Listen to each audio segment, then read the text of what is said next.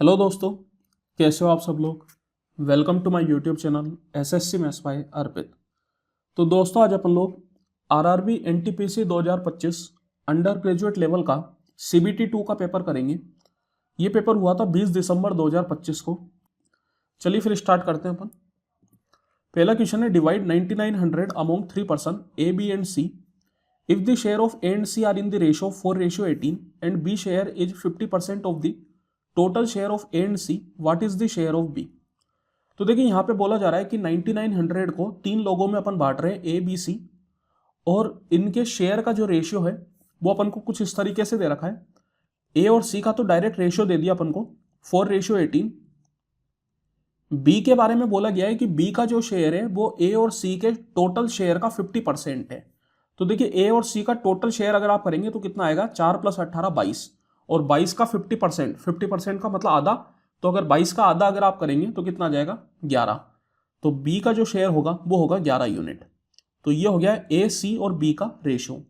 अब यहां पर ये जो 9900 है वो इसी रेशियो में बटेगा।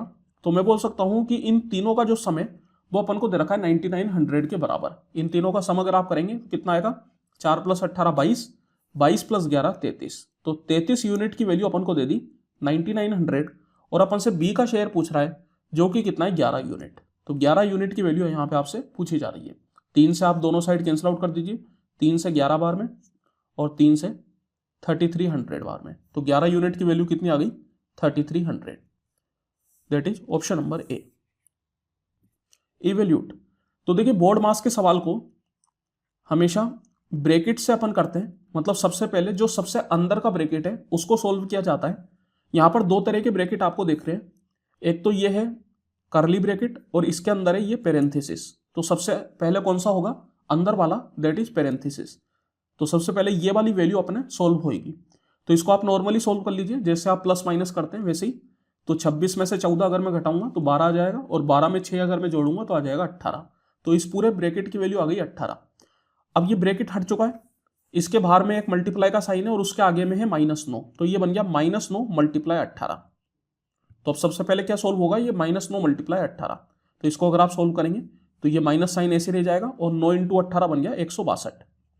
तो ये जो करली ब्रैकेट है इसकी वैल्यू आ गई -162, और इसके बाहर में क्या है, 30+। तो ये बन गया एक तरीके से 30 प्लस ऑफ -162। तो यहां पर ये प्लस और माइनस में कौन रहेगा, माइनस रहेगा। तो 30 - 162 दैट इज इक्वल टू -132। तो आंसर कितना हो जाएगा, option number C. The larger of two supplementary angle is 16 degree more than the smaller angle is. तो देखिए बोला जा रहा है कि दो सप्लीमेंट्री एंगल में जो बड़ा वाला एंगल है वो छोटे वाले एंगल से 16 डिग्री ज्यादा है। तो अपन से पूछा जा रहा है कि छोटा वाला एंगल क्या होगा।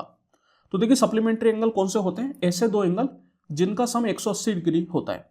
तो यहां पर मैं बोल सकता हूं कि इन दोनों एंगल का सम क्या है, 180 डिग्री। अगर मैं स्मॉलर एंगल को ए मान लूं तो बड़ा वाला एंगल क्या बन जाएगा, उससे 16 डिग्री ज्यादा, मतलब a + 16। तो इन दोनों का जो सम है ये अपन को दे दिया 180 डिग्री, और यहां पर अपन से छोटा वाला एंगल पूछ रहा है जो कि क्या हो जाएगा, a के बराबर। तो a की वैल्यू यहां पे अपन को निकालनी है। तो ये कितना हो गया, 2a = 180 - 16 अगर आप करेंगे तो ये अपने पास आ जाता है 164, और 2 से अगर आप इसको काटेंगे तो 82 बार में। तो a की वैल्यू क्या हो गई, 82 degree. Option number C. Find the mean for the following data. देखिए यहां पे अपन से मीन पूछा जा रहा है, तो मीन निकालने का डायरेक्ट फॉर्मूला अपन जानते हैं, mean = sum of all the number divide by total number. तो ये तो एक तरीका होता ही होता है। इसके अलावा एक डेविएशन मेथड भी होता है। डेविएशन मेथड में अपन क्या करते हैं, इन सब नंबर के नजदीक में एक नंबर मान लेते हैं। तो मैंने यहां पर 10 मान लिया, 10 मेरे को लगभग इन सब के नजदीक में दिख रहा है, तो मैंने मान लिया 10। अब मेरे को क्या करना पड़ेगा, देखना पड़ेगा कि ये सारे जो नंबर है ये 10 से कितने ज्यादा या कितने कम है। अगर ज्यादा होंगे तो प्लस साइन, और कम होंगे तो माइनस साइन। जैसे 12 जो है वो 10 से 2 ज्यादा है तो +2। फिर 3 जो है वो 10 से 7 कम है तो -7। फिर 18 10 से 8 ज्यादा है तो +8। 17 फिर से 10 से 7 ज्यादा है तो +7। 4 10 से 6 कम है तो -6। 9 10 से 1 कम है तो -1। 17 10 से 7 ज्यादा है तो +7। 19 10 से 9 ज्यादा है तो +9। 20 10 से 10 ज़्यादा है तो +10, 15 10 से 5 ज़्यादा है तो +5, 8 10 से 2 कम है तो -2, 17 10 से 7 ज़्यादा है तो +7, फिर 2 जो है वो 10 से 8 कम है तो -8, फिर 3 10 से 7 कम है तो -7, फिर 16 10 से 6 ज़्यादा है तो +6, फिर 11 10 से 4 कम है तो 1 ज़्यादा है तो +1, फिर 3 10 से 7 कम है तो -7, फिर 1 जो है वो 10 से 9 कम है तो -9, 0 10 से 10 कम है तो -10। अक्सर अपन गलती कर देते हैं कि ये 0 को छोड़ देते हैं, 0 को आपको छोड़ना नहीं है, 0 भी एक नंबर है। और 5 जो है वो 10 से कितना कम है तो वो 5 कम है तो -5। Divide by total number. अब जब अपन डिवाइड करेंगे तो केवल इन्हीं नंबर को टोटल करेंगे। ये जो 10 अपन ने स्टार्टिंग में माना था इसको अपन कुछ भी छेड़ेंगे नहीं, इसको ऐसे ही रखेंगे। टोटल कितने नंबर है तो इन सब नंबर को अगर आप जोड़ेंगे तो 3 और 3 6, 6 और 3 9, 9 और 3 12, 12 3 15, 15 3 18, 18 और 2 20, तो टोटल ये 20 नंबर है तो डिवाइड बाय 20। अब देखिए डेविएशन मेथड में फायदा क्या होता है कि काफी सारे नंबर आपस में कैंसिल आउट हो जाते हैं। जैसे यहां पर अगर आप देखेंगे तो ये +2 और ये -2 कैंसिल आउट हो गया, फिर ये -7 और ये +7 कैंसिल आउट हो गया, ये +8 और ये -8 कैंसिल आउट हो गया, ये -6 और ये +6 कैंसिल आउट हो गया, ये -1 और ये +1 भी कैंसिल आउट हो गया, फिर ये +7 और ये -7 कैंसिल आउट हो गया, ये +9 और ये -9 कैंसिल आउट हो गया, ये +10 और ये -10 कैंसिल आउट हो गया, ये +5 और ये -5, ये +7 और ये -7। तो यहां पर आप देख सकते हैं कि सारे ही नंबर कैंसिल आउट हो गए। दैट मीन्स कि क्या रह गया, 0 रह गया। तो ये 10 तो अपने पास था ही सही, प्लस 0/20, तो 0/20 करेंगे तो 0 आएगा, तो क्या आ गया 10 + 0 = 10। इसका मतलब क्या हुआ कि जो मैं मान के चल रहा था वो एकदम सही मान के चल रहा था। अब ऐसा कोई जरूरी नहीं है कि हर बार जो अपन मान के चले वही आए। यहां पर कुछ नंबर आपके पास आ सकता था, जैसे 0 की जगह मान लेते हैं +5 आ जाता, तो अपन को क्या करना था 5/20, 5/20 अगर आप करेंगे तो कितना आ जाएगा आपके पास, तो वो आ जाएगा 0.25। तो फिर 10 में आपको 0.25 ऐड करना पड़ता, तो जो आपका मीन बनता वो बनता 10.25। लेकिन ऐसा हुआ नहीं, यहां पर 0 आ गया, तो 0 को ऐड करो ना करो कोई फर्क नहीं पड़ता, वही आंसर आ जाएगा। If alpha ratio beta = 15:22, beta ratio gamma = 12:13, then what is the value of this. तो देखिए यहां पे अपन को अल्फा और बीटा का रेशो दे रखा है 15:22 और बीटा और गामा का रेशो दे रखा है 12:13, और यहां पर अपन को अल्फा बीटा गामा तीनों का कंबाइंड रेशो निकालना है। तो देखिए एक तरीका तो अपन जानते ही हैं कि कुछ इस तरीके से अपन यहां पे मल्टीप्लाई करते हैं, तो ये अपने पास बन जाता है 15 × 12, फिर इन दोनों को आपस में मल्टीप्लाई करते हैं तो ये बन जाता है 12 × 22, और फिर इन दोनों को आपस में मल्टीप्लाई करते हैं तो ये बन गया 22 × 13। अब यहां पर फर्दर रेशियो निकाल सकते हैं आप, क्योंकि फर्दर कैंसिल आउट हो जाएगा ये। जैसे ये अपने पास 2 से चला जाएगा, 2 से 6 बार में, ये 2 से 6 बार में, और ये 2 से 11 बार में, और फर्दर तो कैंसिल आउट होगा नहीं। तो 15 × 6 90, 22 × 6 अगर करेंगे तो 132, और 11 × 13 करेंगे तो 143। तो यही अपने पास रेशो बन जाएगा 90, 132, 143। तो देखिए एक तरीका तो ये होता है। दूसरा तरीका यहां पर अपन क्या करते हैं कि जो इन दोनों में कॉमन है उसको बराबर करते हैं। तो यहां पर कॉमन क्या है, अल्फा बीटा में भी बीटा आ रहा है और बीटा गामा में भी बीटा आ रहा है, तो ये अपने पास कॉमन है। तो ये जो वैल्यू है ये दोनों साइड बराबर होनी चाहिए। यहां पर अपने पास 22 है, यहां पर 12 है, तो बराबर तो है नहीं। तो बराबर करने के लिए अपन क्या करेंगे, जैसे इन दोनों का अगर आप एलसीएम ले होंगे 22 और 12 का, तो वो एलसीएम क्या आएगा आपके पास, तो इसका एलसीएम अपने पास बनेगा 2 × 6 × 11। अब यहां पर मेरे को बराबर अगर करना है तो मैं बोल सकता हूं कि 22 को 2 × 6 × 11 बनाने के लिए मुझे 6 से मल्टीप्लाई करना पड़ेगा। तो यहां पर ये अल्फा बीटा जो है 15:22, इसमें अपन को क्या करना पड़ेगा, इसमें अपन को 6 से मल्टीप्लाई करना पड़ेगा। और सेम तरीके से बीटा गामा में बीटा को 22 बनाने के लिए क्या करना पड़ेगा, तो यहां पर मैं बोल सकता हूं कि 2 × 6 12 होता है, तो मेरे को बाकी बचे हुए दैट इज 11 से मल्टीप्लाई करना पड़ेगा। तो 12 × 13 में इसको 6 नहीं 11 से मल्टीप्लाई करना पड़ेगा। तो अब देखिए जब आप ये करेंगे तो 15 × 6 90, 22 × 6 132, यहां पर भी 12 × 11 132 ही होगा, और 13 × 11 अगर आप करेंगे तो 143। तो यही अपना रेशियो बन जाएगा। The down stream speed is 115 km/h and the upstream speed is 23 km/h. It takes a total of 25 hours to go to a place and come back. What is the total distance traveled by a boat? तो देखिए यहाँ पे अपन को boat की down stream speed दे रखी है और upstream speed दे रखी है। अपन से बोला जा रहा है कि एक बोट एक जगह से दूसरी जगह जाने और आने में टोटल 25 घंटे का समय लेती है। जैसे मान लेते हैं कि ए से बी वो जा रही है, तो ए से बी जाना और फिर बी से ए आना, इस पूरे में उसको 25 घंटे का समय लगता है। तो अपन से पूछा जा रहा है कि वो टोटल कितना डिस्टेंस ट्रेवल करेगी। तो अब देखिए, अगर मैं मान लेता हूं कि वो ए से बी डाउन स्ट्रीम में जा रही होगी, डाउन स्ट्रीम का मतलब है कि जिस दिशा में नदी जा रही है उसी दिशा में बोट जा रही है, तो अगर वो डाउन स्ट्रीम में जा रही होगी तो आते वक्त उसको अपस्ट्रीम में ही आना पड़ेगा, क्योंकि नदी तो अपनी दिशा चेंज करेगी नहीं, नदी तो वैसे ही बहेगी जैसे बह रही है। लेकिन अगर अपन को वापिस आना है तो अपन को नदी के विपरीत दिशा में आना पड़ेगा और उसी को अपन अपस्ट्रीम बोलते हैं।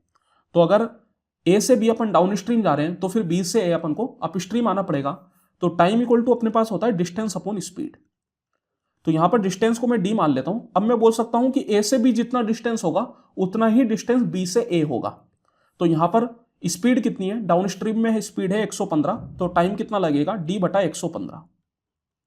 और अपस्ट्रीम में स्पीड 23 है, तो वापिस आते वक्त कितना टाइम लगेगा, डी बटा 23। और ये इन दोनों का जो सम है ये अपने पास हो जाएगा टोटल टाइम, जिसको अपन को दे रखा है 25 घंटे के बराबर। और यहां पर अपन से क्या पूछा जा रहा है, टोटल डिस्टेंस। तो देखिए टोटल डिस्टेंस कितना ट्रेवल किया, डी किलोमीटर वो गया और डी किलोमीटर वापिस आया, तो टोटल डिस्टेंस कितना हो गया, तो टोटल डिस्टेंस हो गया 2d। अब यहां पर अपन मेजर गलती क्या कर देते हैं, अपन डी की वैल्यू निकाल के छोड़ देते हैं, जो कि सरासर गलत हो जाता है, क्योंकि यहां पे आपसे ए और बी के बीच का डिस्टेंस नहीं पूछ रहा, आपसे टोटल डिस्टेंस पूछ रहा है। और टोटल डिस्टेंस में जितना वो गया उतना ही वापिस आया, तो टोटल डिस्टेंस बनेगा 2d। इस बात का आपको ध्यान रखना है। अब देखिए 23 का 5 बार में 115 होता है, तो ये d बाई 23 आप कॉमन ले सकते हैं। ये बन जाएगा 1/5 प्लस 1 इक्वल टू 25। तो 1/5 प्लस 1 करेंगे तो आ जाएगा 6/5। तो d इक्वल टू बन गया 25 इंटू 5 इंटू 23/6। तो ये तो अपने पास आया d। अब अपन को क्या निकालना है, 2d निकालना है। तो इस पूरे को मेरे को 2 से मल्टीप्लाई करना पड़ेगा डिवाइड बाई 6। तो 2 से देखिए 3 बार में कैंसिल आउट हो जाएगा। डेनोमिनेटर में 3 आ रहा है, तो मैं बोल सकता हूं कि या तो ऑप्शन बी होगा या ऑप्शन डी होगा, ए और सी तो नहीं हो सकता। अब यहां पर अपन क्या कर सकते हैं, यूनिट डिजिट का सहारा ले सकते हैं। न्यूमरेटर की अगर यूनिट डिजिट में देखूंगा तो कितना आएगा, 5 इंटू 5 25 मतलब 5। फिर 5 इंटू 3 अगर आप करेंगे तो कितना आ जाएगा, 15 मतलब फिर से 5। वैसे भी आप बोल सकते हैं कि अगर यूनिट डिजिट एक भी 5 आ गई और कोई भी 0 नहीं है, तो ऑब्वियस है कि पूरे मल्टीप्लीकेशन की यूनिट डिजिट भी 5 आएगी। तो मैं बोल सकता हूं कि इस पूरे की यूनिट डिजिट कितनी बनी, 5 बनी। तो अब अपन देख लेते हैं कि बी और डी में कौन से वाले का न्यूमरेटर यूनिट डिजिट 5 देता है। तो ये कैसे मल्टीप्लाई होएगा, तो देखिए ये अपन फ्रैक्शन में जब अपन इसको लिखेंगे तो ये बनेगा 958 मल्टीप्लाई 3 प्लस 1, ये बनेगा न्यूमरेटर, और डिवाइड बाई 3 आ जाएगा। तो यहां पर अगर आप न्यूमरेटर की यूनिट डिजिट देखेंगे तो 8 इंटू 3 24, 24 का मतलब 4 और 1 5। तो यहां पर जो यूनिट डिजिट बनेगी न्यूमरेटर की वो बनेगी 5, और अपने पास भी क्या है 5, तो यही अपना आंसर हो जाएगा। यहां पर अगर आप बनाएंगे तो ये क्या बनेगा, 958 मल्टीप्लाई 3 प्लस 2 डिवाइड बाई 3। तो 8 3 जा 24 मतलब 4 और 2 6। तो यहां पर जो यूनिट डिजिट बनेगी वो 6 बनेगी, तो ये आंसर नहीं हो पाएगा। तो एकमात्र option number B. A train travel 3 equal distances of 180 km each at speed of 45, 60 and 90 km per hour respectively. What is the total time taken to cover all 3 distances? तो देखिए बोला जा रहा है कि एक ट्रेन है जो कि 180 किलोमीटर का डिस्टेंस कवर कर रही है बाय 45 किलोमीटर पर आवर, और 180 किलोमीटर का ही डिस्टेंस कवर कर रही है बाय 60 किलोमीटर पर आवर, और फिर से 180 किलोमीटर का ही डिस्टेंस कवर कर रही है बाय 90 किलोमीटर पर आवर। तो अपन से पूछा जा रहा है कि इन तीनों डिस्टेंस को कवर करने में टोटल टाइम कितना लगेगा। तो अपन जानते हैं कि time equal to distance upon speed. तो पहले वाले केस में डिस्टेंस है 180 और स्पीड कितनी है, तो स्पीड है 45। फिर दूसरे वाले केस में भी डिस्टेंस है 180 और स्पीड है 60। तीसरे वाले केस में भी डिस्टेंस है 180 और स्पीड है 90।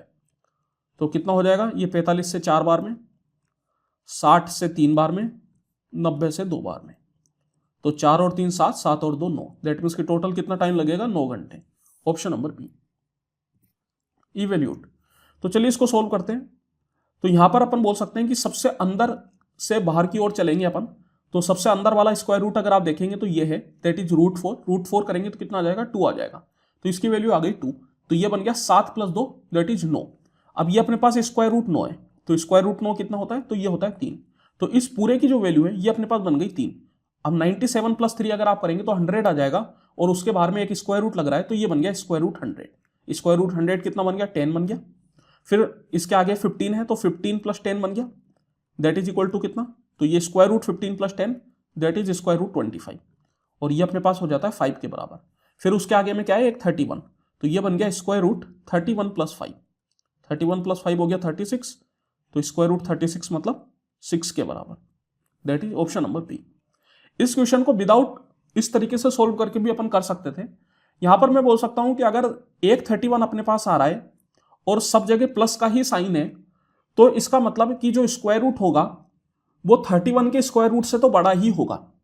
31 का स्क्वायर रूट अगर आप देखेंगे तो वो 5 पॉइंट समथिंग आएगा, 25 से बड़ा है। दैट मीन्स मैं बोल सकता हूं कि इसका जो भी स्क्वायर रूट आएगा वो 5 से तो बड़ा ही आएगा। 5 से बड़े यहां पर आपको दो ही ऑप्शन दिख रहे हैं, एक तो है ऑप्शन ए और एक ऑप्शन बी। अब ऑप्शन ए जो है वो काफी ज्यादा बड़ा हो गया, क्योंकि जब अपन स्क्वायर रूट की बात करते हैं तो अगर मैं 9 आने के लिए इस पूरे के अंदर की वैल्यू जो है वो कितनी बननी चाहिए, तो वो बननी चाहिए 81, बिकॉज स्क्वायर रूट 81 जो है वो 9 के बराबर होता है। और 81 बनाने के लिए मेरे को 31 में कितना जोड़ना पड़ेगा, तो 31 में मेरे को 50 जोड़ना पड़ेगा। अब देखिए जब अपन स्क्वायर रूट की बात करते हैं तो 50 एक बहुत बड़ी वैल्यू होती है, बिकॉज अंदर में भी एक स्क्वायर रूट है, और ये स्क्वायर रूट 50 आपको कब देगा, जब इसके अंदर में 2500 बनेगा। तो यहां पर इतने बड़े तो नंबर ही नहीं है कि इतना बड़ा नंबर बन जाए, तो मैं बोल सकता हूं कि आंसर क्या बन जाएगा, ऑप्शन नंबर बी। तो इस तरीके से भी आप डायरेक्ट इस क्वेश्चन को with the help of observation कर सकते थे। The mark price of N iPad is 960 rupees. It is sold with 2 successive discount of 25% each, followed by an additional 15% discount for cash payment. What is the final selling price after the cash discount? तो देखिए बोला जा रहा है कि एक iPad की mark price अपन को दे रखी है, ये है 960 rupees. फिर इस पर अपन 2 सक्सेसिव डिस्काउंट दे रहे हैं 25% के, दोनों 25% के। फिर इसके अलावा एक और एडिशनल 15% का डिस्काउंट दिया जा रहा है फॉर कैश पेमेंट। तो अपन से पूछा जा रहा है कि फाइनल सेलिंग प्राइस क्या होगा आफ्टर द कैश डिस्काउंट, मतलब ये जो तीसरा कैश डिस्काउंट है इसको देने के बाद। तो यहां पर टोटल कितने डिस्काउंट है, तो यहां पर टोटल 3 डिस्काउंट है।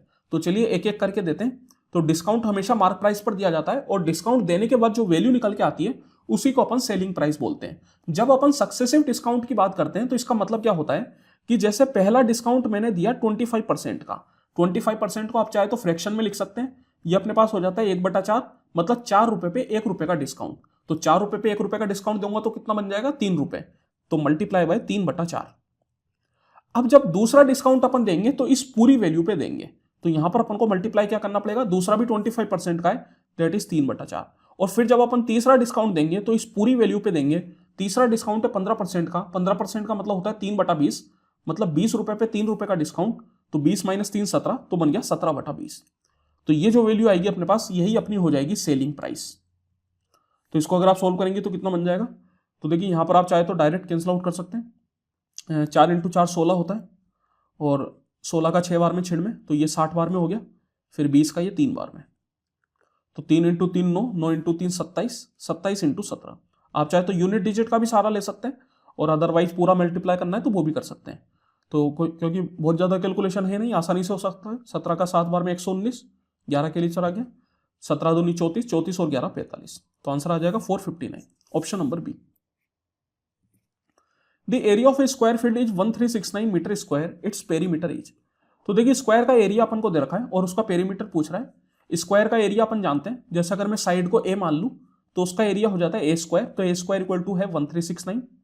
और पेरीमीटर क्या होता है, तो पेरीमीटर होता है 4a, तो 4a अपन से पूछा जा रहा है। तो यहां से आप a की वैल्यू निकाल सकते हैं।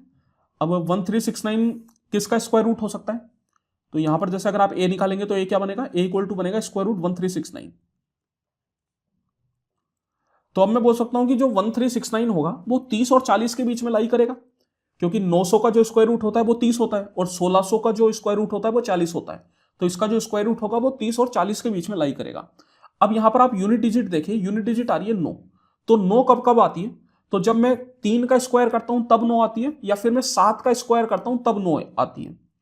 अब यहां पर ये जो है ये किसके नजदीक है, ये 900 के नजदीक है या 1600 के नजदीक है, तो मैं बोल सकता हूं ये 1600 के नजदीक है। दैट मीन्स कि इसका स्क्वायर रूट जो होगा वो 40 के नजदीक होगा। तो 33 जो है वो 40 से दूर है, लेकिन 37 जो है वो 40 के नजदीक है, तो इसका स्क्वायर रूट क्या हो जाएगा 37। तो ये आ गया 37। तो 4a अगर आप करेंगे तो 4 × 37 तो कितना हो गया ये 7 चौको 28, तो 8 2 कैरी चला गया, 4 3 12 और 2 14, 148 option number B. The SCF and the LCM of two numbers are 49 and 490 respectively. If one of the number is 245, find the other one. तो देखिए यहाँ पे अपन को दो नंबर का SCF और LCM दे रखा है और बोला जा रहा है कि अगर एक नंबर 245 है तो दूसरा नंबर क्या होगा। तो डायरेक्ट फॉर्मूला अपने पास होता है SCF into LCM equal to product of two number. कोई भी दो नंबर का SCF और LCM जो है, SCF और LCM का प्रोडक्ट उन दोनों नंबर के प्रोडक्ट के बराबर होता है। तो यहां पर SCF और LCM अपन को दे रखा है 49 और 490, एक नंबर अपन को दे रखा है 245 और दूसरा नंबर अपन से पूछा जा रहा है। तो यहां पर आप डायरेक्ट निकाल सकते हैं। ये देखिए 245 का 2 टाइम्स हो जाएगा, तो दूसरा नंबर क्या हो गया 49 × 2 that is 98, option number A. The 7 digit number this is divisible by 3, what is the minimum value of a + b। तो देखिए ये जो नंबर है ये 3 से पूरी तरीके से डिवाइड हो रहा है। तो 3 का डिविजिबिलिटी रूल क्या होता है, तो 3 का डिविजिबिलिटी रूल होता है sum of all the digits divide by 3। तो अगर किसी नंबर को 3 से डिवाइड होना है तो उसकी सारी संख्याओं का जो सम है वो 3 से डिवाइड होना चाहिए। तो सारी संख्याओं का सम आप करिए, तो 4 + a + 8 + 6 + 1 + b, तो 4 और 8 12, 12 और 6 18, 18 और 1 19, तो ये बन गया 19 + a + b। अब यहां पर अपन को a और b की मिनिमम वैल्यू निकालनी है, a + b की। तो अब देखिए ये पूरा नंबर 3 से डिवाइड होने के लिए मैं बोल सकता हूं कि ये जो पूरी वैल्यू है ये 3 की मल्टीपल होनी चाहिए। तो 19 तो अपने पास है ही सही, दैट मीन्स कि 19 से बड़ा ही होगा। 19 के बाद जो नंबर आता है वो क्या आता है, वो आता है 21। दैट मीन्स कि इस पूरे को 21 के बराबर होना पड़ेगा, तभी जाके ये पूरा नंबर 3 से डिवाइड हो पाएगा। तो अब यहां पर 19 तो है ही सही, 21 बनाने के लिए a + b कितना होना चाहिए, तो a + b जो है वो 2 के बराबर होना चाहिए और यही अपनी मिनिमम वैल्यू हो जाएगी। अब 21 के बाद और क्या हो सकता है, तो 21 के बाद 24 आता है, बिकॉज 24 भी 3 से डिवाइड होता है। तो अगर मैं 19 + a + b को 24 कर दूंगा तब भी ये 3 से डिवाइड होगा, लेकिन जब आप 24 करेंगे तो a + b मिनिमम नहीं मिलेगा, क्योंकि जब आप 19 + a + b को 24 के बराबर करेंगे तो फिर a + b कितना आएगा, तो 24 - 19 दैट इज 5 के बराबर आएगा। और जब मेरे को a + b की वैल्यू 5 से छोटी मिल चुकी है तो फिर मैं 5 पे क्यों जाऊंगा। तो a + b की जो मिनिमम वैल्यू है वो कितनी आ जाएगी, 2 के बराबर, that is option number C. In a test with a maximum of 100 marks b scored 54 and a scored 75, approximately what percentage of b score is a score. तो देखिए बोला जा रहा है कि एक टेस्ट है जिसमें 100 मार्क्स मैक्सिमम है, मतलब 100 से ज्यादा किसी के भी नहीं आ सकते। तो इसका मतलब ये भी हुआ कि ये जो मार्क्स अपन को दे रखे हैं ये आउट ऑफ 100 है। इसमें b ने 54 मार्क्स स्कोर किए और a ने किए 75। तो अपन से पूछा जा रहा है कि approximately what percentage of b score is a score, मतलब a का स्कोर जो है वो b के कितना परसेंट है। तो यहां पर अपन चाहे तो डायरेक्ट निकाल सकते हैं, अदरवाइज आप चाहे तो इनका रेशियो भी ले सकते हैं। अब इनका रेशियो आप ले सकते हैं क्योंकि 3 से ये कैंसिल आउट हो जाएगा। देखिए 3 से ये 18 बार में और 3 से ये 25 बार में। तो अब अपन से पूछा जा रहा है कि a का जो स्कोर है वो b का कितना परसेंट है, तो 25/18 मल्टीप्लाई बाय 100%। यहां पर अपन कंपेयर किससे कर रहे हैं, b से कर रहे हैं, इसलिए b का डिनोमिनेटर में आएगा। अब अगर आपसे पूछा जाता कि a का जो स्कोर है वो b से कितना ज्यादा है, अगर कितना ज्यादा पूछा जाता जब तो अपन इनको सबट्रैक्ट करते हैं, मतलब 25 - 18 दैट इज 7/18 मल्टीप्लाई 100% करते हैं। लेकिन यहां पर अपन से कितना ज्यादा नहीं पूछा जा रहा, अपन से पूछा जा रहा है कि a का जो स्कोर है वो कितना परसेंट है। जब कितना परसेंट है पूछा जा रहा है तो अपन को डायरेक्ट a की वैल्यू ऊपर लिखनी पड़ेगी। तो अगर आप यहां पे देखेंगे तो मैं बोल सकता हूं कि 100% से ज्यादा है। 100% से ज्यादा केवल 2 ही ऑप्शन है, एक तो ऑप्शन बी और ऑप्शन सी। ऑप्शन बी तो 100 के नजदीक में ही है और यहां पर आप देख सकते हैं कि अच्छा खासा ज्यादा है, बिकॉज 100% कब होता जब 18 होता, लेकिन ये 18 से कितना ज्यादा है, 7 ज्यादा है, तो ये अच्छा खासा ज्यादा है। तो मैं बोल सकता हूं ऑप्शन सी अपना आंसर बन जाएगा, पूरा सोल्व करने की जरूरत नहीं है। A and B complete a work in 14 days. If A alone can do it in 42 days, then B alone can do 1/3 of the same work in how many days? तो देखिए बोला जा रहा है कि A और B किसी काम को मिलकर 14 दिन में कर देते हैं, जबकि A अकेला 42 दिन का समय लेता है। फिर बोला जा रहा है कि B जो है वो सेम वर्क का 1/3 कितने दिन में करेगा। तो यहां पर अपन को क्या करना पड़ेगा, सबसे पहले टोटल वर्क को कुछ मानना पड़ेगा। टोटल वर्क के लिए अपन इन दोनों का ले लेते हैं एलसीएम। 14 और 42 का एलसीएम लोगे तो वो 42 आ जाएगा। तो मैंने मान लिया कि जो टोटल काम है वो 42 यूनिट का है। अब अगर ए और बी उसको मिलके 14 दिन में करते हैं तो हर दिन कितना काम करेंगे, 42/14, मतलब 3 यूनिट। और ए अगर अकेला 42 दिन में करता है तो हर दिन कितना काम करेगा, 42/42, मतलब 1 यूनिट। अब देखिए ए अकेला 1 यूनिट काम करता है और ए और बी मिलके 3 यूनिट काम करते हैं, तो मैं बोल सकता हूं कि बी कितना काम करेगा, तो बी बाकी बचा हुआ दैट इज 2 यूनिट काम करेगा, तभी जाके 1 + 2 कितना बनेगा, 3 बनेगा। मतलब बी हर दिन 2 यूनिट काम करता है। अब यहां पर अपन को पूरा काम नहीं करवाना बी से, अपन को केवल 1/3 काम कराना है। टोटल काम अपन ने 42 माना था, तो उसका 1/3 कर लीजिए। और हर दिन बी कितना काम करता है, 2 यूनिट, तो डिवाइड बाय 2। तो देखिए 3 से काटेंगे, 3 से कितनी बार में हो जाएगा, 14 बार में, और 2 से 7 बार में। दैट मीन्स कि 7 दिन में काम खत्म हो जाएगा, मतलब पूरा काम नहीं, 1/3। 3 years ago from now, Aman was 4 times Chaman age. 3 years from now, he will be twice age old as Chaman. What is Aman current age? तो देखिए बोला जा रहा है कि आज से 3 साल पहले अमन की जो एज है वो चमन की एज का 4 गुना थी। तो अमन और चमन का अगर अपन रेशो लेंगे तो जैसे मैंने चमन का मान लिया 1 यूनिट, तो अमन का कितना हो जाएगा, 4 यूनिट। ये जो एज है ये है आज से 3 साल पहले की, 3 years from now, 3 years ago from now। फिर बोला जा रहा है कि आज से 3 साल बाद जो अमन की एज है वो चमन की एज का 2 गुना हो जाएगी। तो अगर मैं चमन की एज को फिर से 1 मान लूं तो अमन की एज कितना हो जाएगी, 1 का डबल मतलब 2। तो ये जो एज है ये आज से 3 साल बाद है, 3 years from now। अब यहां पर अपन को अमन की करंट एज निकालनी है। तो देखिए सबसे पहले अपन को यहां पे क्या करना है, इनका जो डिफरेंस है उसको बराबर करना है। 4 और 1 का डिफरेंस कितना होता है, 3। 2 और 1 का डिफरेंस कितना होता है, 1। तो डिफरेंस बराबर करने के लिए अपन क्या करेंगे, यहां पर 3 से मल्टीप्लाई करेंगे। यहां पर 3 से अगर आप मल्टीप्लाई करेंगे तो 3 दूनी 6, 3 एकम 3। अब आप देखिए 6 और 3 का डिफरेंस 3, 4 और 1 का डिफरेंस 3, तो डिफरेंस आपने बराबर कर दिया। अब यहां पर आप देखिए मैं इसको मान लेता हूं आज, ये अपना आज है। तो आज से 3 साल पहले का मतलब कितना हो गया, 3 साल का डिफरेंस, और आज से 3 साल बाद का भी मतलब क्या हो गया, 3 साल का डिफरेंस। तो टोटल डिफरेंस कितना हो गया यहां से यहां तक का, तो ये हो गया 6 साल का। दैट मीन्स कि अपन बोल सकते हैं कि 4 से 6, तो 2 यूनिट की वैल्यू मेरे को दे दी 6 साल। और मेरे से अमन की करंट एज पूछ रहा है, तो यहां तो आप चाहे तो 6 यूनिट की वैल्यू निकाल लीजिए या ऊपर 4 यूनिट की वैल्यू निकाल लीजिए। तो जैसे अगर मैं 4 यूनिट की वैल्यू निकालूंगा तो कितना आएगा, तो ये 2 से 3 बार में, तो 1 यूनिट की वैल्यू 3, तो 4 यूनिट की वैल्यू 4 × 3 = 12 साल। दैट मीन्स कि आज से 3 साल पहले अमन की जो एज थी वो 12 साल थी। तो आज कितनी हो जाएगी, तो आज हो जाएगी 12 + 3 15 साल। That is option number B. अगर मैं यहां पर 6 यूनिट की वैल्यू निकालता तो 6 यूनिट की वैल्यू कितनी आती, तो ये आपके पास आती है 18 साल। दैट मीन्स कि आज से 3 साल बाद अमन की एज 18 साल होगी, तो आज कितनी होगी, तो 18 - 3 15 साल। तो इस तरीके से आप निकाल सकते हैं। 2 pipe can fill a cistern individually in 99 minutes and 90 minutes respectively. There is a pipe at the bottom of the cistern to empty it. If all 3 pipes are open simultaneously, then the empty cistern get filled in 50 minutes. How long will the pipe at the bottom take to empty the completely filled cistern if no other pipe is then open? तो देखिए बोला जा रहा है कि 2 pipe किसी system को, system मतलब टंकी को 99 मिनट और 90 मिनट में भर सकते हैं। तो मैं मान लेता हूं एक तो ए पाइप है जो कि 99 मिनट का समय लेता है, और एक बी पाइप है जो कि 90 मिनट का समय लेता है। फिर बोला जा रहा है कि एक तीसरा पाइप और है जो कि सिस्टम के बॉटम में, मतलब टंकी के नीचे एकदम, जो कि टंकी को खाली करने का काम करता है। तो अपन इसको सी मान लेते हैं। अब ये कितना टाइम लेता है ये अपन को नहीं दे रखा, यही अपन को निकालना है। बोला जा रहा है कि यदि तीनों पाइप को साथ में खोल दिया जाए तो जो खाली टंकी है उसको भरने में 50 मिनट का समय लगता है। अपन से पूछा जा रहा है कि अगर ये केवल सी पाइप को खोला जाता तो ये भरी हुई टंकी को कितनी देर में खाली कर देता। तो यहां पर अपन को क्या करना पड़ेगा, सबसे पहले सी की एफिशिएंसी निकालनी पड़ेगी।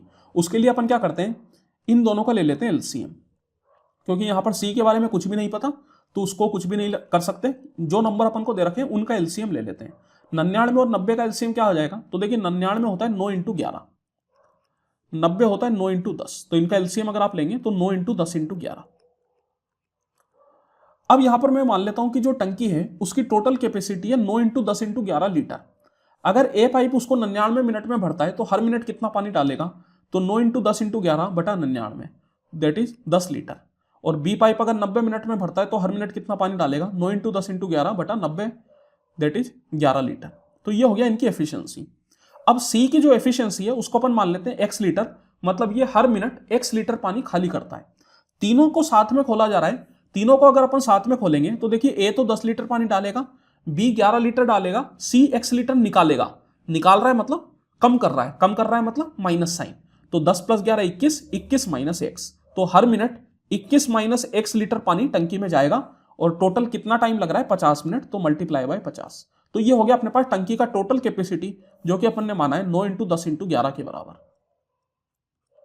तो देखिए ये एक जीरो तो अपना कैंसिल आउट हो गया, इसको आप कैंसिल आउट कर दीजिए। तो ये अपने पास बन गया 21 पंजे हो गया 105 माइनस 5x इक्वल टू 9 × 11 99।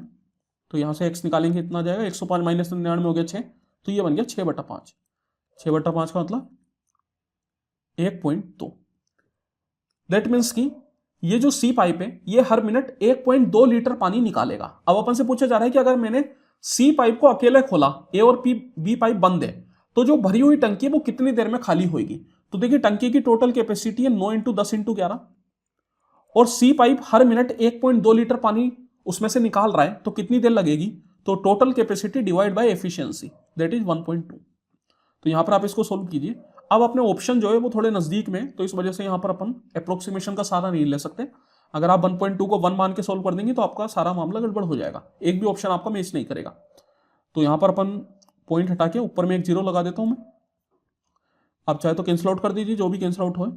2 से ये 6 बार में, 2 से ये 5 बार में, फिर 3 से 2 बार में, 3 से 3 बार में, फिर 2 से 55 बार में। तो कितना आ जाएगा देखिए 5 3 15, 15 × 55 करेंगे, 15 पंजे 75 की 5, 7 के लिए चला गया, 75 और 7 82, 825 minute. Option number B. What sum will earn a simple interest of 1560 in 4 years at 20% per year rate of interest।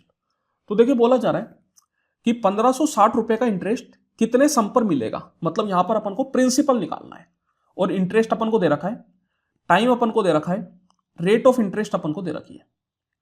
तो सीधा सीधा अपने पास फॉर्मूला होता है simple interest equal to principal into rate into time बटा 100। डायरेक्ट फॉर्मूला लगाएंगे। Simple interest है 1560 रुपए, प्रिंसिपल अपन को निकालना है, रेट है 20% और टाइम है 4 साल, डिवाइड बाय 100। जो भी कैंसिल आउट हो उसको आप डायरेक्ट कैंसिल आउट कर दीजिए। 20 से 5 बार में, 4 से ही अपना कैंसिल आउट हो जाएगा, 4 3 12, 4 का 9 बार में 36। तो प्रिंसिपल इक्वल टू कितना बन गया 390 × 5। तो ये 0 9 पंजे 45 के 5, 4 के लिए चला गया, 5 3 15 और 4 19। तो प्रिंसिपल आ जाएगा 1950 रुपए। Option number A. If A and B together can finish a job in 10 days and B alone can finish it in 15 days, how many days will A alone take to finish the job?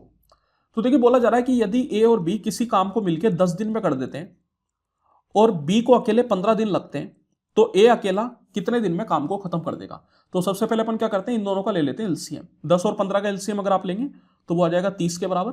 तो मैंने मान लिया total काम जो है वो 30 unit है। तो अगर ए और बी मिलकर 10 दिन में करते हैं तो हर दिन कितना काम करेंगे 30/10 मतलब 3 यूनिट। और बी अगर 15 दिन में करता है तो हर दिन कितना करेगा 30/15 मतलब 2 यूनिट। तो ये हो गई देखिए इनकी एफिशिएंसी। अब देखिए यहां पर बी की अगर 2 है तो ए की कितनी हो जाएगी 1 हो जाएगी, बिकॉज 1 + 2 = कितना 3। दैट मीन्स कि ए जो है वो हर दिन 1 यूनिट काम करेगा। टोटल काम है 30 यूनिट, हर दिन 1 यूनिट काम करेगा, तो डिवाइड बाय 1 कितना आ जाएगा 30 दिन। Option number C. सिंप्लीफाई, चलिए सिंप्लीफाई करते हैं। तो देखिए यहां पे सबसे पहले अपन को इन स्क्वायर रूट को सॉल्व करना पड़ेगा। तो पहला वाला स्क्वायर रूट और दूसरा वाला स्क्वायर रूट में आप देखेंगे तो एक सिमिलरिटी आपको दिखेगी। इस पूरे को मैं चाहूं तो कंबाइंड भी कर सकता हूं। इसको मैं इस तरीके से भी लिख सकता हूं 1764 × 625 डिवाइड बाय 2025 × 441। अब यहां पर मैंने कंबाइंड क्यों किया, कंबाइंड इसलिए किया बिकॉज ये डायरेक्ट कैंसिल आउट हो जाएंगे। 441 का 4 टाइम्स अपने पास हो जाएगा 1764। 441 का 4 बार में अगर आप करेंगे तो यही आपके पास आएगा। और सेम तरीके से 625 का तो शायद हो जाएगा, 625 का 3 बार में हो सकता है, नहीं हो पाएगा। 3 बार में अगर आप करेंगे तो 1875 आएगा।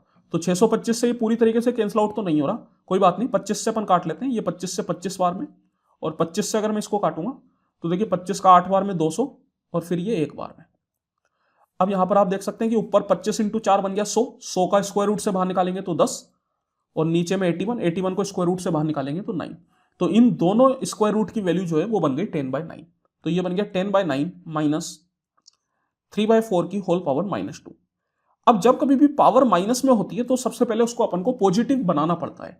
इसको पॉजिटिव बनाने के लिए अपन जानते हैं कि a की power minus B equal to होता है अपने पास 1/a की पावर b। मतलब अगर पॉजिटिव पावर आपको बनाना है तो जो आपका नंबर है, मतलब जो आपका बेस, उसका क्या हो जाता है, रेसिप्रोकल। तो अगर मेरे को इस माइनस साइन को यहां से हटाना है तो 3/4 का रेसिप्रोकल मेरे को करना पड़ेगा।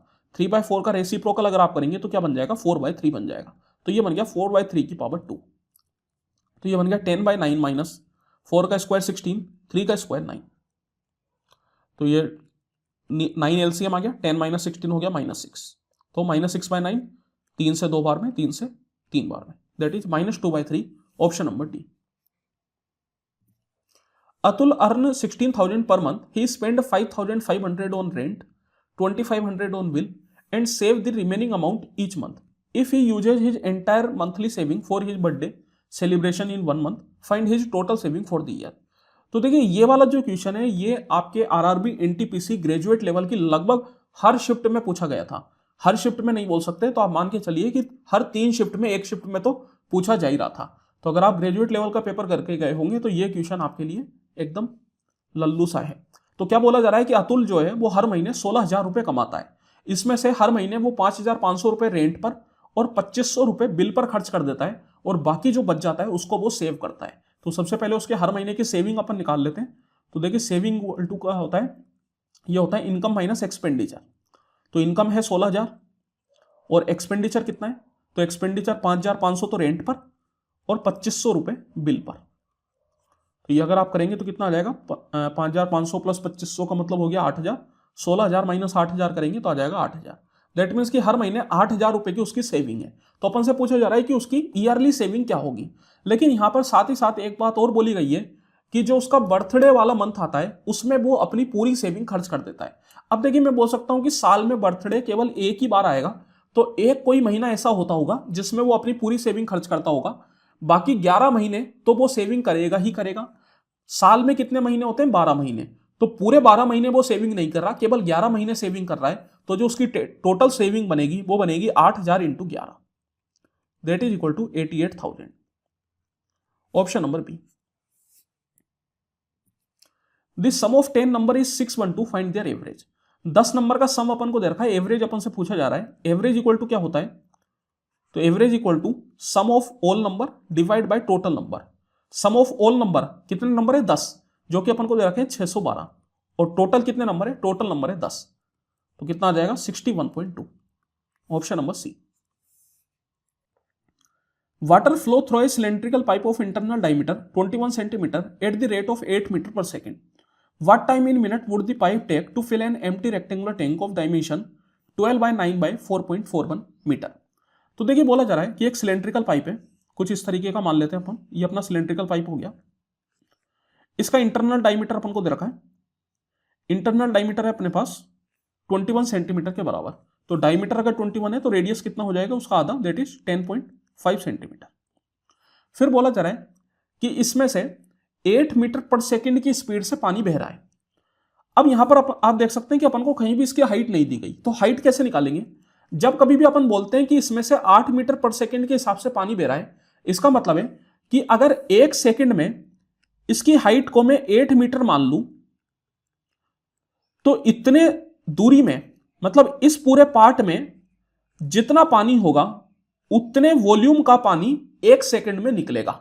मतलब उतना लीटर पानी, या फिर यहां पर जो भी अपन को यूनिट दे रखी है, जैसे सेंटीमीटर दे रखी है, तो क्यूबिक सेंटीमीटर का पानी इसमें से निकलेगा। अब बोला जा रहा है कि इस पाइप से एक टैंक को अपन भर रहे हैं। ये जो टैंक है ये अपन को क्यूबॉइडल शेप का दे रखा है, इसकी लेंथ ब्रेथ हाइट अपन को दे रखी है। तो अपन से पूछा जा रहा है कि इस टैंक को भरने में कितना समय लगेगा। तो अब देखिए मैं बोल सकता हूं कि 1 सेकेंड में जितना वॉल्यूम इसका होगा उतना ही वॉल्यूम का पानी इस टैंक में गिरेगा।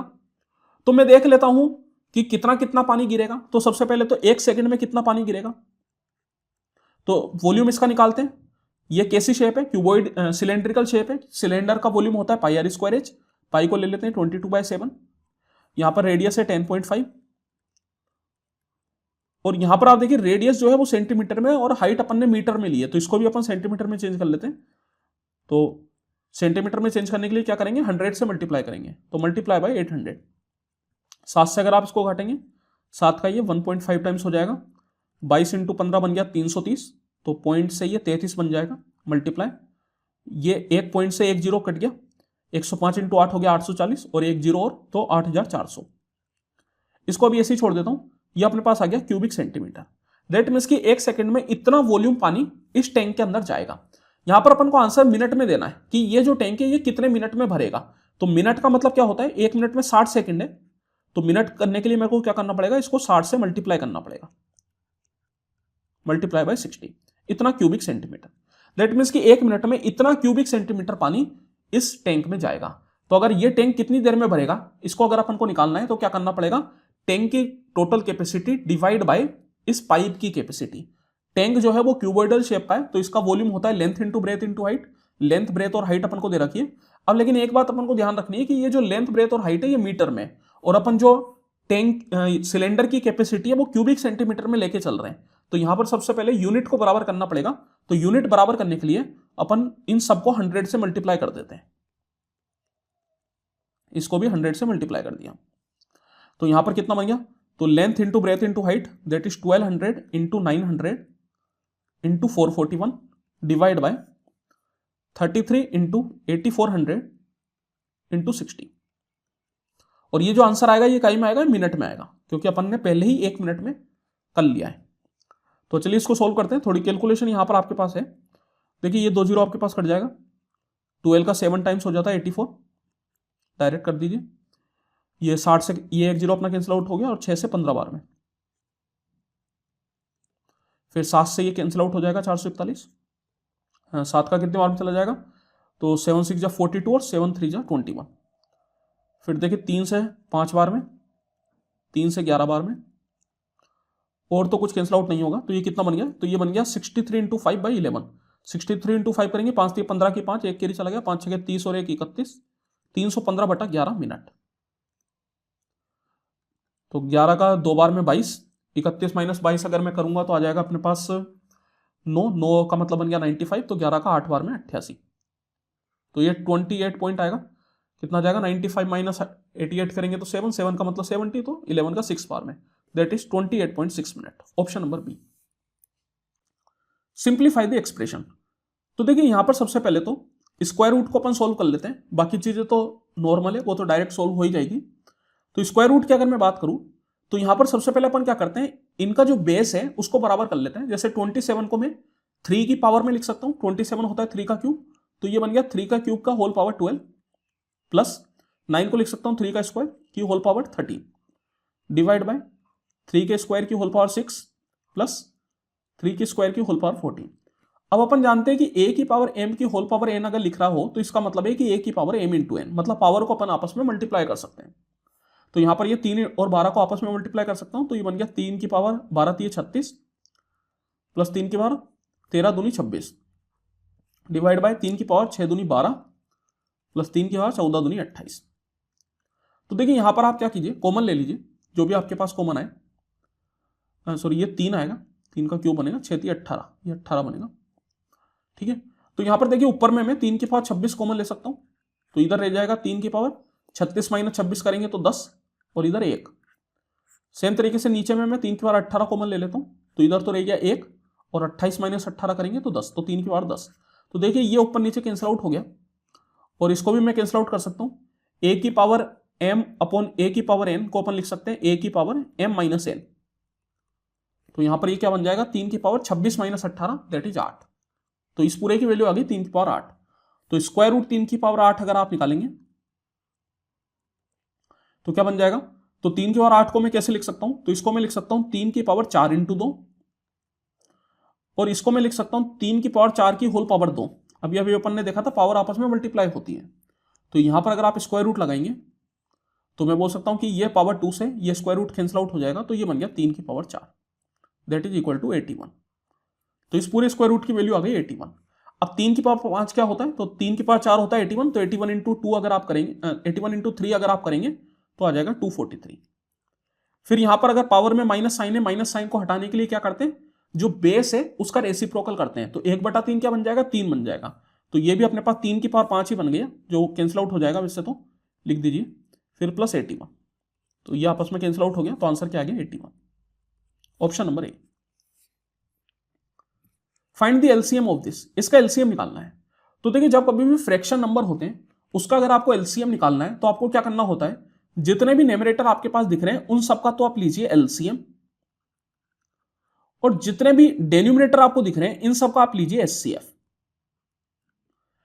तो यहां पर 4, 5 और 8 इनका अगर मैं एलसीएम लेऊंगा तो मेरे को क्या करना है, एलसीएम 4, 5, 8 डिवाइड बाय एचसीएफ 7, 21, 63। तो देखिए इन तीनों का एलसीएम क्या आएगा, 4, 5, 8 का, 4 और 8 का तो 8 बन जाएगा, और 8 और 5 का 8 पंजे 40, डिवाइड बाय इन तीनों का एलसीएम अगर एचसीएफ अगर आप लेंगे तो यहां पर आप बोल सकते हो कि 21 भी 7 का मल्टीपल है और 63 भी 7 का मल्टीपल है, तो एचसीएफ आ जाएगा 7 के बराबर। तो आंसर बन जाएगा 40/7, ऑप्शन नंबर ए। अगर यही मेरे को एलसीएम की जगह एचसीएफ निकालना होता तो फिर मैं न्यूमरेटर का एचसीएफ लेता और डेन्यूमरेटर का एलसीएम लेता, उल्टा हो जाता है। जो भी आप निकालोगे उसको ऊपर में लेोगे, ध्यान रखना है, एलसीएम निकालना है तो ऊपर वाले का एलसीएम, अगर एचसीएफ निकालना है तो ऊपर वाले का HCF. Given the data set for x greater than 1 where x is a natural number, if the median is 7, what is the value of x? तो देखिए यहां पे अपन को टोटल 5 नंबर दे रखे हैं और इनका जो मीडियन है वो 7 दे रखा है, तो अपन से x की वैल्यू पूछ रहा है। तो जब कभी भी अपन को कोई डेटा सेट दे रखा हो उसमें अपन को मीडियन निकालना हो तो अपन क्या करते हैं, सबसे पहले डेटा को असेंडिंग या डिसेंडिंग ऑर्डर में जमाते हैं। अब यहां पर अपन को देखिए नंबर डायरेक्टली क्लियर तो है नहीं x के टर्म्स में, तो इनको अपन असेंडिंग या डिसेंडिंग ऑर्डर में कैसे जमाएं। अब यहां पर आपको देखा x ग्रेटर देन 1 और x क्या नेचुरल नंबर, तो 1 से बड़ा नेचुरल नंबर कौन सा आएगा, 2 आएगा। तो 1 मिनट के लिए अपन क्या करते हैं, 2 2 डाल लेते हैं। अगर 2 अगर आप डालोगे तो 2 + 4 6, 2 दूनी 4 - 3 1, 5 दूनी 10, 2 और 1 3, 3 दूनी 6 और 2 8। अब यहां पर आपको दिख रहा होगा कि कौन सा नंबर छोटा है, तो 1 छोटा है। ये 1 कहां से आया, ये 2x - 3 से आया, तो सबसे छोटा हो गया 2x - 3। फिर इससे बड़ा कौन है 3, ये कहां से आया, x + 1 से आया। फिर उससे बड़ा कौन है 6, ये कहां से आया, ये x + 4 से आया। फिर उससे बड़ा कौन है 8, ये कहां से आया, ये 3x + 2 से आया। और उससे बड़ा कौन है, उससे बड़ा है 10, ये कहां से आया, ये आया 5x से। तो ये अपना बन गया असेंडिंग ऑर्डर। इस तरीके से आप जमा सकते हैं जब x के टर्म्स में आपको डेटा दे रखा हो। अब यहां पर अपन से मीडियन 7 दे रखा है और x की वैल्यू पूछ रहा है, तो मीडियन क्या होता है, मीडियन होता है एकदम बीच वाला नंबर। तो यहां पर बीच वाला नंबर कौन सा होगा, तो वो हो जाएगा ये x + 4। दैट मीन्स कि x + 4 की वैल्यू अपन को दे रखी है 7 के बराबर, तो x आ गया 7 - 4 = 3। तो आंसर क्या बन जाएगा, 3 के बराबर, option number A. A shopkeeper offers A trade discount of 15% on the mark price of an item if the mark price of this product is 6500, what is it's selling price. तो देखिए यहां पे अपन को 15% का एक डिस्काउंट दिया जा रहा है और मार्क प्राइस है अपने पास 6500।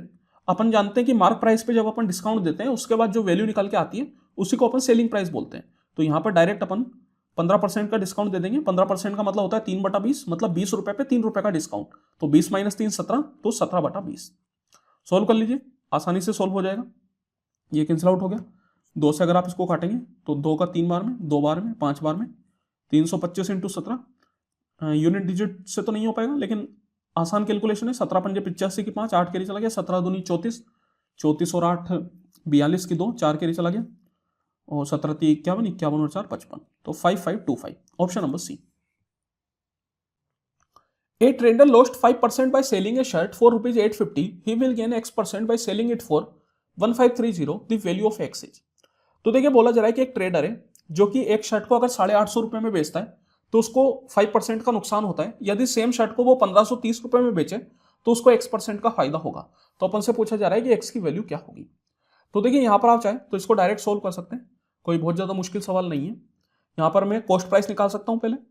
तो कॉस्ट प्राइस को जैसे अगर अपन 100% माने तो 5% का नुकसान का मतलब क्या हो गया कि सेलिंग प्राइस कितनी बन गई, 100 - 5 मतलब 95%। तो 95% की वैल्यू अपन को दे दी 850, और यहां पर अपन को क्या करना है, 100% की वैल्यू निकालनी है। तो देखिए थोड़ी कैलकुलेशन उन्होंने अपन को अच्छी खासी दे दी, क्योंकि डायरेक्ट कैंसिल आउट तो नहीं हो पाएगा। 95 की जगह 85 होता तो डायरेक्ट कैंसिल आउट हो जाता। कोई बात नहीं, 5 से काट लेते हैं, 5 से 19 बार में, 5 से 170 बार में, तो 19% की वैल्यू आ गई 170, तो 1% की वैल्यू आ जाएगी 170/19, तो 100% की वैल्यू आ जाएगी 170/19 × 100। ये अपनी बन गई कॉस्ट प्राइस। अब ये पूरा पूरा कैंसिल आउट नहीं हो रहा, इस वजह से थोड़ी दिक्कत आ रही है। चलिए कोई बात नहीं, अपन रेशो ले लेते हैं। तो अपना कॉस्ट प्राइस बन गया 170/19 इंटू 100, और इसको अपन कितने में बेच रहे हैं, 1530 में बेच रहे हैं। तो यहां पर अगर आप रेशो लेंगे तो देखिए ये 1 0 तो अपना कैंसिल आउट हो जाएगा, और 17 से 153 अपना कैंसिल आउट हो जाता है। 17 का ये 10 बार में, 17 से अगर आप इसको काटेंगे 17 का कितनी बार में हो जाता है, 9 बार में, है ना। तो यहां पर अगर मैं रेशियो लूंगा तो ये 19 उधर चला जाएगा, 10 इंटू 10 100, और 19 इंटू 9 अगर आप करेंगे तो आ जाएगा अपने पास कितना, 171। दैट मीन्स कि 100 रुपए की शर्ट को मैं 171 रुपए में बेच रहा हूं, तो 71 रुपए का फायदा है कितने पे, 100 रुपए पे, multiply by 100%, that is equal to 71%। तो एक्स की वैल्यू क्या आ जाएगी, 71। Mukund deposited 57,000 in a bank with annual compounding. How much compound interest will he earn in 2 years if the interest rate is 10% per annum in the first year and increases by 3% per annum in the second year? तो देखिए बोला जा रहा है कि मुकुंद जो है वो एक बैंक में 57,000 रुपए डिपॉजिट करता है। अब यहां पर जो बैंक है वो कंपाउंड इंटरेस्ट दे रहा है उसको, और एनुअल कंपाउंडिंग हो रहा है। बोला जा रहा है कि 2 साल के लिए उसने बैंक में डिपॉजिट किया। पहले साल पे जो उसका रेट ऑफ इंटरेस्ट है वो है 10% का, और दूसरे साल पे रेट ऑफ इंटरेस्ट 3% बढ़ गया। मतलब अगर पहले साल पे 10% है तो दूसरे साल पे कितना हो गया, 10 + 3 13%। तो अब यहां पर अपन क्या करते हैं, दोनों साल का मिला के टोटल कितना परसेंट का इंटरेस्ट अपन को मिलेगा इसको अपन निकाल लेते हैं। तो कंपाउंड इंटरेस्ट पे किस तरीके से निकाला जाता है, तो इसका फॉर्मूला होता है x1 + x2 + x1 x2 बटा 100।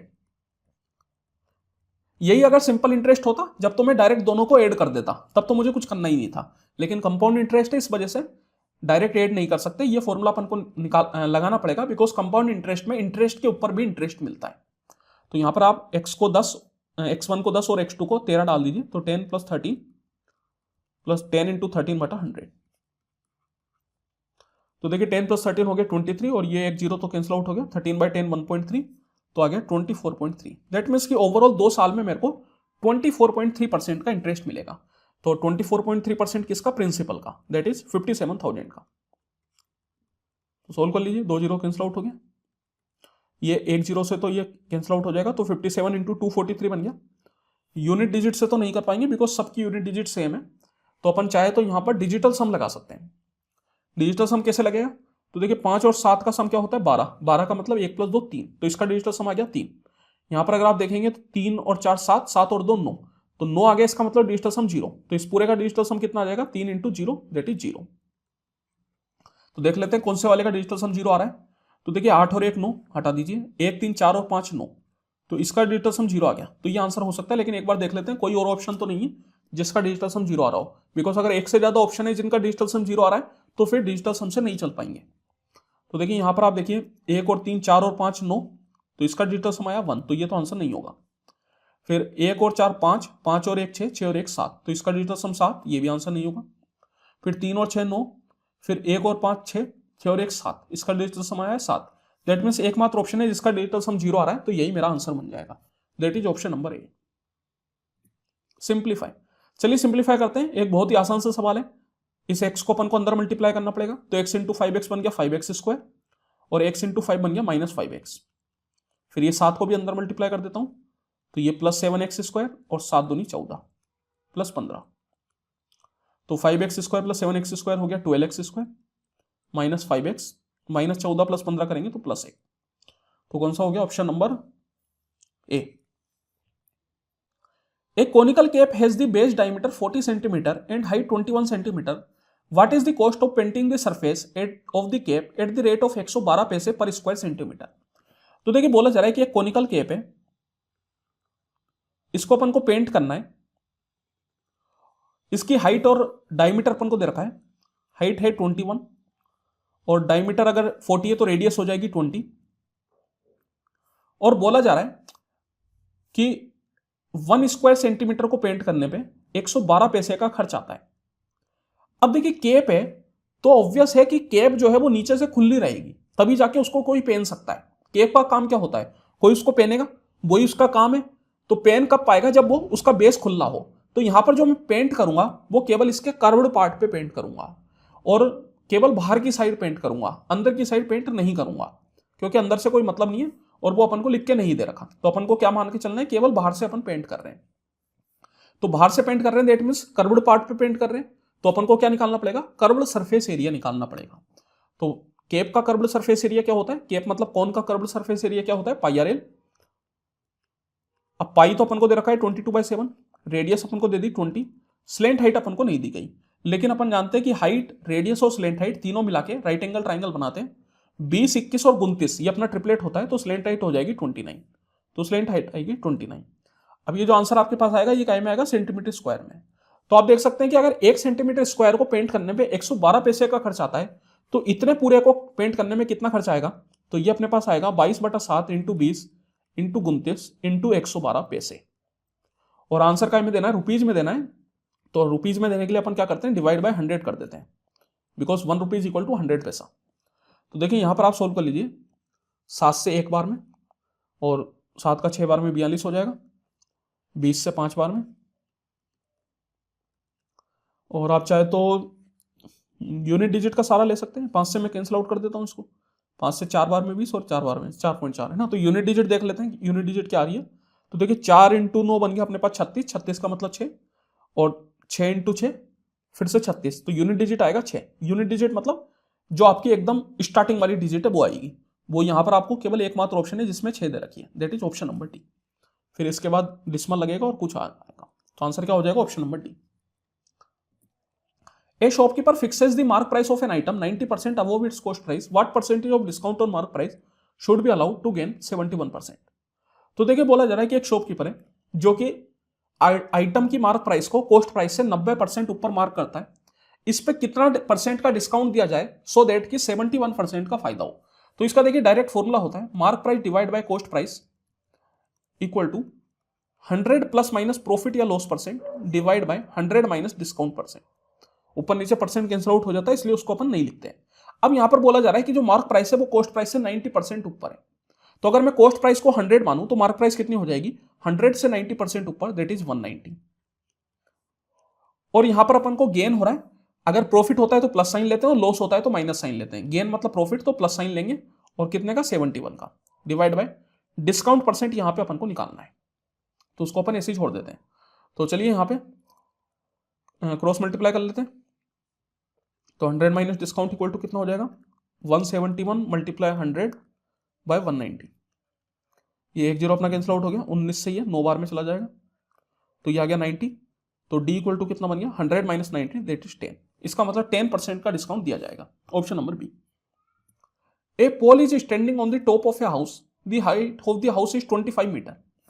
तो देखिए बोला जा रहा है कि एक हाउस पे, ये अपना हाउस मान लेते हैं, ये अपना हाउस है कुछ इस तरीके का, इस पे एक पोल खड़ा हुआ है कुछ इस तरीके से, और जो हाउस है उसकी हाइट अपन को दे दी 25 मीटर, मतलब ये वाला जो लेंथ है ये अपन को दे दी 25 metre. The angle of elevation of the top of the house from point P is 45 degree. तो यहां पर अपन एक पॉइंट पी मान लेते हैं, इससे इस हाउस के टॉप का जो एंगल ऑफ एलिवेशन है वो 45 डिग्री है, तो हाउस का टॉप कौन सा होगा, ये वाला, तो इसका जो एंगल ऑफ एलिवेशन है दैट मीन्स कि ये वाला जो एंगल है ये मेरे को दे दिया 45 degree. And the angle of elevation of the top of the pole from P is 60 degree, और सेम पॉइंट पी से जो पोल का टॉप है उसका एंगल ऑफ एलिवेशन दे रखा है 60 डिग्री, तो पोल का टॉप कौन सा होगा, ये वाला, तो ये वाला जो एंगल है ये मेरे को दे दिया 60 डिग्री। अपन से पूछा जा रहा है कि what is the height of the pole, तो पोल की हाइट क्या होगी, मतलब ये वाली लेंथ अपन से पूछी जा रही है। चलिए इसको एच मान लेता हूं, एच अपन से पूछी जा रही है। तो देखिए यहां पर अपन को दो तरह के एंगल ट्राइंगल दिख रहे हैं, इसको अगर आप नेमिंग करना चाहे तो ए बी सी और डी, दो तरह के ट्राइंगल है, एक तो एसीडी और एक है बीसीडी। अब अपन जानते हैं कि जब कभी भी 45 45 90 ये एंगल हो तो उस केस में उनकी करस्पॉन्डिंग साइड का जो रेशियो है वो बनता है 1:1:√2, और 30 60 90 अगर ये एंगल हो तो उनकी करस्पॉन्डिंग साइड का जो रेशियो है वो बनता है 1:√3:2। तो अब आप देखिए यहां पर अगर ये एंगल 45 है तो ये भी 45 रहेगा, बिकॉज ये वाला तो फिक्स है 90 रहेगा।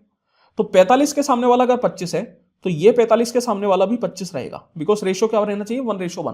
दैट मीन्स कि जितना 45 के सामने वाला ये वाला है उतना ही 45 के सामने वाला ये रहेगा, तो ये भी कितना आ गया 25 मीटर।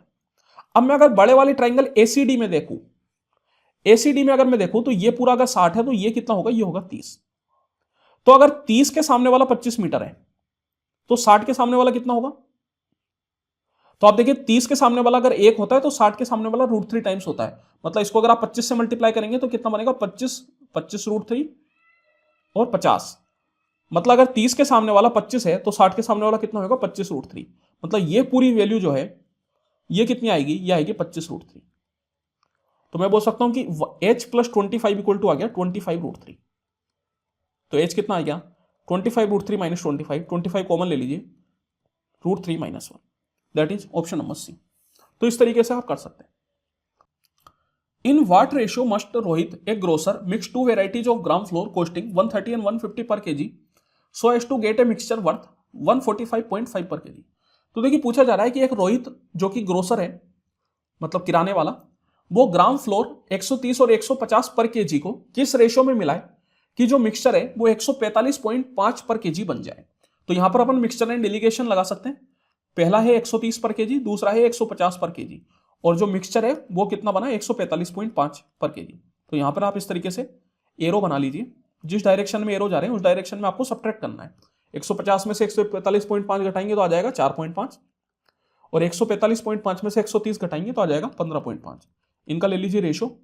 ये डिसमल तो दोनों साइड खत्म हो जाएगा, 5 से 9 बार में, 5 से 31 बार में। दैट मीन्स कि 9:31 में मेरे को मिलाना पड़ेगा। Option number A. At a health club, 55% of the members are women and 45% of the members are men.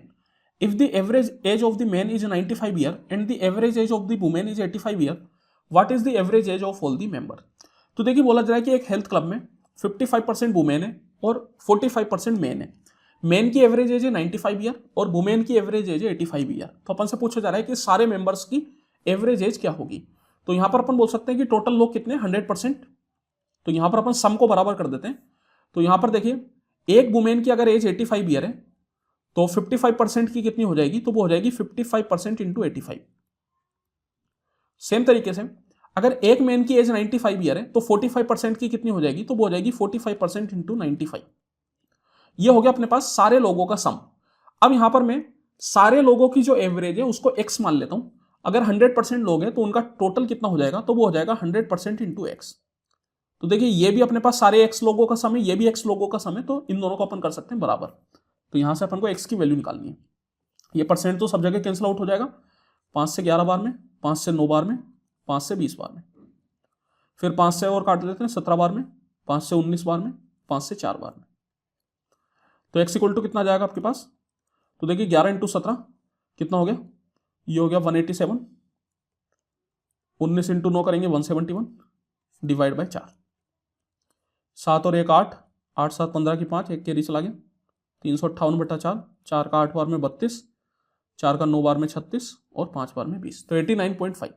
That means कि सारे लोगों की जो एवरेज है वो बन जाएगी 89.5 year. Train A leave station M at 7:20 AM and reaches station N at 3:20 PM on the same day. Train B leave station N at 9:20 AM and reaches station M at 4:20 PM on the same day. Find the time when train A and B meet. तो देखिए ये वाला जो question है ये कुछ दिन पहले ही मैंने शॉर्ट्स में डाला, आंसर के आने से पहले ही डाला था। किसी ने मेरे से टेलीग्राम चैनल पे पूछा था और मेरे को अच्छा क्वेश्चन लगा इसलिए मैंने शॉर्ट्स पे डाला। टेलीग्राम चैनल अगर अभी तक आपने ज्वाइन नहीं किया तो आप भी कर सकते हैं, डिस्क्रिप्शन में लिंक मैंने दे रखी, वहां पे जाके आप देख सकते हैं। तो देखिए यहां पर 2 ट्रेन है ए और बी और 2 स्टेशन है एम और एन। तो ए ट्रेन जो है वो 7:20 AM पर निकलती है और 3:20 PM पर एन स्टेशन पर पहुंचती है। फिर एक बी ट्रेन है जो एन से निकलती है। ये जो बी ट्रेन है ये एन से 9:20 AM पर निकलती है और 4:20 PM पर स्टेशन एम पहुंचती है, और ये सब कुछ सेम डे पर हो रहा है। अब अपन से पूछा जा रहा है कि ए और बी कितने टाइम पे मिलेंगे। देखिए यहां पर अपन को एम और एन के बीच का डिस्टेंस नहीं दे रखा और ना ही ए और बी की स्पीड दे रखी है, तो इसको अपन को कुछ मानना पड़ेगा। मानने के लिए अपन क्या करते हैं, यहां पर आप देखिए ए कितना टाइम ले रही है, 7:20 पे निकल रही है और 3:20 पे पहुंच रही है, तो कितने घंटे हो गए? तो एक तरीके से 7 से 3 अगर आप देखेंगे तो 7 और 5 12, 12 और 5 और 3 8, दैट मीन्स कि 8 घंटे ले रही है। सेम तरीके से बी ट्रेन कितना टाइम ले रही है, तो 9:20 से 4:20, तो 9 से 4 आप देख लीजिए, 9 से 12 हो गया 3 घंटे, 12 से 4 4 घंटे, तो 3 और 4 7 घंटे, दैट मीन्स कि टोटल 7 घंटे ले रही है। तो m और n के बीच की जो दूरी है उसको अपन इन दोनों का एलसीएम ले लेते हैं। 8 और 7 का एलसीएम अगर आप लेंगे तो 8 से 1 जा जाएगा 56 किलोमीटर। तो 56 किलोमीटर मैंने मान लिया डिस्टेंस। तो अगर a की स्पीड में निकालना चाहूं तो कितनी हो जाएगी 56/8 that is 7 kilometre per hour, और b की आ जाएगी 56/7 that is 8 kilometre per hour. अब देखिए यहां पर अपन एक फॉर्मूला जानते हैं, जब कभी भी इस तरीके से दो ट्रेन एक दूसरे के आमने सामने चलती है तो वो कितनी देर में मिलेगी, इसको निकालने का डायरेक्ट तरीका होता है टाइम इक्वल टू उन दोनों ट्रेन के बीच का distance divide by relative speed. अगर आमने सामने ट्रेनें चल रही है तो रिलेटिव स्पीड हो जाएगी दोनों ट्रेन की स्पीड का सम, और अगर एक के पीछे एक ट्रेन चल रही है तो फिर रिलेटिव स्पीड हो जाएगी उन दोनों ट्रेनों की स्पीड का डिफरेंस। यहां पर आमने सामने चल रही है इसलिए क्या हो जाएगा सम। लेकिन यहां पर ये जो फॉर्मूला लगता है ये तभी लगता है जब दोनों ट्रेनें सेम टाइम पे स्टार्ट हो रही हो। आप यहां पर देख सकते हैं कि एक ट्रेन 7:20 पे स्टार्ट हुई और एक ट्रेन 9:20 पे स्टार्ट हुई, तो सेम टाइम पे नहीं हुई। तो अपन को क्या करना पड़ेगा, पहले दोनों को सेम टाइम पे लाना पड़ेगा। सेम टाइम पे लाने के लिए अपन क्या करते हैं कि ये जो ए ट्रेन है ये 7:20 से लेकर 9:20 तक कितना चली उतना देख लेते हैं। 7:20 से 9:20 मतलब 2 घंटे। 1 घंटे में अगर 7 किलोमीटर कवर करती है तो 2 घंटे में कितना करेगी, 7 दूनी 14 किलोमीटर। तो मैं मान लेता हूं कि ये 14 किलोमीटर है, ये 14 किलोमीटर इसने कवर कर दिया। अब इस पॉइंट पे ये जो ए ट्रेन है ये कितनी बजे आ गई, इस पॉइंट पे 9:20 हो गए। तो मैं बोल सकता हूं कि ए ट्रेन इस पॉइंट से और बी ट्रेन एन पॉइंट से, एन स्टेशन से दोनों एक ही टाइम पे चल रही है 9:20। तो ये जो डिस्टेंस है ये दोनों सेम टाइम से स्टार्ट होकर कवर कर रही है। कितना डिस्टेंस रह जाएगा, 56 में से 14 घटाएंगे तो अपने पास आ जाएगा 42 किलोमीटर। दैट मीन्स कि ये जो 42 किलोमीटर है ये दोनों सेम टाइम पे स्टार्ट होके कर रही है। तो डिस्टेंस कितना आ जाएगा, तो आ जाएगा 42 डिवाइड बाय रिलेटिव स्पीड, दोनों की स्पीड का सम। तो 7 + 8 15। तो इसको अगर आप सोल्व करेंगे तो आंसर कहीं में आएगा, आपके पास आवर में आएगा। तो 42/15 अगर आप करते हैं तो देखिए 15 दूनी 30 मतलब 2 घंटे तो पूरे पूरे हो गए। 42 - 30 अगर आप करेंगे तो 12, 12/15 अगर आप करते हैं तो मल्टीप्लाई बाय 60 करेंगे। तो जैसे अगर मैं मिनट में चेंज करना चाहूं तो मिनट में चेंज करने के लिए मेरे को क्या करना पड़ेगा, मल्टीप्लाई बाय 60 करना पड़ेगा। 15 से 4 बार में और 12 चौको 48, दैट मीन्स कि 48 मिनट। तो 2 घंटे और 48 मिनट। दैट मीन्स कि ये दो ट्रेनें जो है वो 2 घंटे 48 मिनट में मिलेगी। लेकिन कितनी बजे के बाद, 9:20 के बाद, क्योंकि जो अपन टाइम लेके चल रहे हैं वो 9:20 के बाद का लेके चल रहे हैं। तो अब 9:20 में 2 घंटे और 48 मिनट और मेरे को जोड़ना है। तो अगर आप जोड़ेंगे तो कितना आ जाएगा, ये 8, 2 और 4 6, 6 का मतलब हो जाता है अपने पास 0 और 6 ऊपर कैरी चला जाता है, 1 ऊपर कैरी चला जाता है ना। तो 9 और 2 11, 11 और 1 12, दैट मीन्स कि 12:08 पे ये मिलेंगे। Option number D. तो ये अपना आंसर हो जाएगा। चलिए इसी के साथ समय समाप्ति की घोषणा। आई होप कि आप लोगों को मजा आया होगा। किसी भी क्वेश्चन में अगर आपको डाउट हो तो आप कमेंट करके पूछ सकते हैं। और जो मैं बात कर रहा था, टेलीग्राम पर अपने 2 चैनल है, एक तो ये अर्पित अग्रवाल मेस, यहाँ पर मैं अभी जो अपन ने काम किया उसकी पीपीटी डालता हूँ, और एक डाउट डिस्कशन ग्रुप भी है, इसको भी आप ज्वाइन कर सकते हैं। चलिए फिर मिलते हैं अपन अगली वीडियो में, तब तक के लिए बहुत बहुत धन्यवाद।